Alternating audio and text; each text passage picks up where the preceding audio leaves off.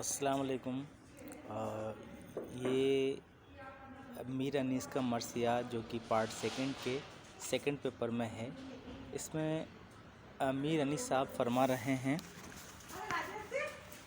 कि नमक ख्वान तकल्लुम है फसाहत मेरी, नात के बंद है सुन सुन के बलागत मेरी, रंग उड़ते हैं वे रंगी है इबारत मेरी, शोर जिसका है वे दरिया है तबीयत मेरी, उम्र गुजरी है इसी दश्त की स्याही में, और पांचवी पुश्त है शब्बीर की मदाही में। यानी कि वो इस जो बंद है इसमें मीर अनीस अपने कलाम की फसाहत और बलागत का बयान करते हुए ये अपनी तारीफ़ करते हैं कि हमारी उम्र इसी चीज़ में गुजरी है।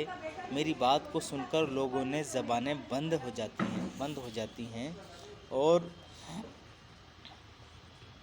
रंग उड़ते हैं वे रंगी हैं इबारत मेरी, यानी कि मेरी इबारत को सुनकर लोगों के रंग उड़ जाते हैं। शोर जिसका है वे दरिया है ज़बरदस्त, यानी कि जिस तरह दरिया बहती रहती है अपने ही रवानी में तो उसका शोर चारों तरफ मचता रहता है, ऐसी मेरी तबीयत है। और उम्र गुजरी है इसी दश्त की स्याही में, यानी कि मैंने अपनी पूरी उम्र को इसी दश्त यानी इसी जगह की स्याही में, इसी दश्त की जगह से मैंने शुरुआत की है और यहीं पर मेरी उम्र गुजरी है। और पांचवी पुश्त है, यानी कि मैं ऐसा पांचवा शख्स हूँ जिसने शब्बीर की मदाही की थी, मरसिया किया था हज़रत हुसैन यानी हसनैन रज़ी अल्लाह ताला अन्हु का। उन्होंने इनके मरसिया यानी कि उनकी इज़्ज़त के लिए उन्होंने मरसिया कहे हैं।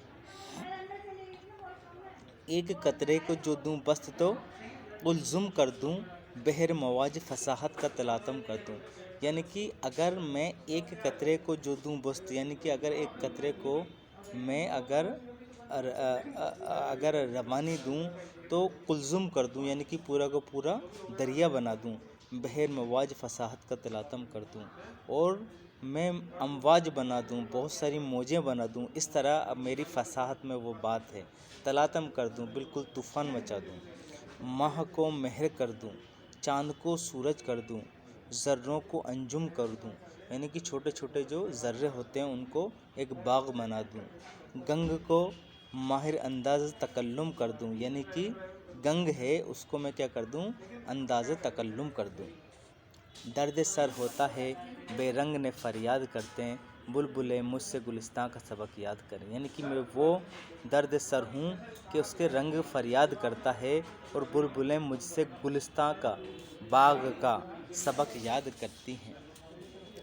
मैं यानी कि मैं अगर एक मामूली सी बात को फैला दूँ तो वह एक समंदर की शक्ल ले ले, चाँद को सूरज और ज़र्रों को सितारों की सी चमक दे दूँ, और गूंगी भी बोलने पर मजबूर हो जाएं वो बात मैं अदा कर दूँ।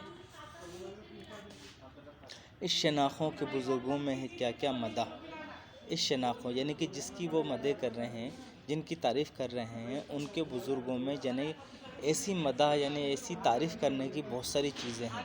जद आला से न होगा कोई आला मदह, यानी कि उनसे आला ना कोई हुआ है ना कोई होगा उनसे बड़ा। बाप मदह का मदह है, दादा मदह, यानी कि उनके वालिद जो मदह का भी मदह है, इनकी तारीफ़ से भी तारीफ़ है, और दादा की तो बात ही छोड़िए। इल्म ज़ी क़दर शनाखों में यकता मिजाज, जो इनायत इलाही से हुआ नेक हुआ, नाम बढ़ता गया जब एक के बाद एक हवा हुआ, यानी कि उनका नाम तो इस तरह से ये कि जितनी हम नाम लेंगे उतना ही हमें सवाब मिलेगा। यानी कि मेरे बुज़ुर्गों में एक से बढ़कर एक मदह पैदा हुए हैं, जो कि अपनी मिसाल आप थे। ये सब खुदा का फजल व करम हुआ, और जिनकी मदद की है जो ममदू हैं वो भी एक से बढ़कर एक हुए हैं। तबा हर एक की मौजू कद ज़ेबा मौजू, सूरत सरो अज़ल से हैं सरापा मौजू, नश्र बेसमा सजा नहीं नज़्म मौला मौजू, कहीं सकता नहीं आ सकता कजा नामौजू, तोल के अक्ल के मीज़ा में जो है फहमीदा है, बात जो मुँह से निकलती है वे संजीदा है। इसमें मीर साहब कह रहे हैं कि वो लोग बहुत ही मौजू तबीयत वाले होते हैं और होते थे, और बेमौके और सख्ता वाली बात نہیں کہتے تھے، بنا مطلب کی بات وہ نہیں کیا کرتے تھے۔ اگر عقل مند ہیں تو پھر دوسروں سے موازنہ کر لیں کہ ہر ایک بات سنجیدہ ہے۔ اگر آپ خود عقل مند ہو تو ان کی بات کو دوسرے کی بات سے ملا دو، یعنی کہ جو مدح کرنے والے تھے وہ ایسے تھے کہ ان کی برابری کوئی نہیں کر سکتا۔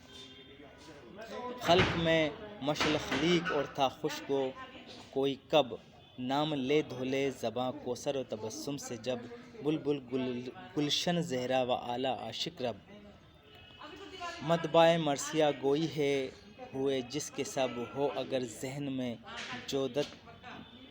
جودت ہے تو موزونی ہے اس احاطے سے، جو ماہر ہے وہ بیرونی ہے۔ یہاں پر میر انیس کہہ رہے ہیں کہ میر خلیق کے مقابلے میں اچھا کہنے والا کوئی نہیں تھا، یعنی کہ میر خلیق کون تھے؟ میر خلیق میر انیس کے والد تھے، اور ان سے اچھا مدح کہنے والا، ان سے اچھے مرثیہ کہنے والا کوئی نہیں تھا۔ وہ اعلیٰ زہرے کے گلشن کے بلبل تھے کہ تمام ہی مرثیہ گواں کے پیروی ہوئے، ان کے کلام مرثیے پر ہی رہا ہے اور انہوں نے ہی مرثیے کو رواج بخشا ہے۔ آج کے لیے اتنا ہی کافی۔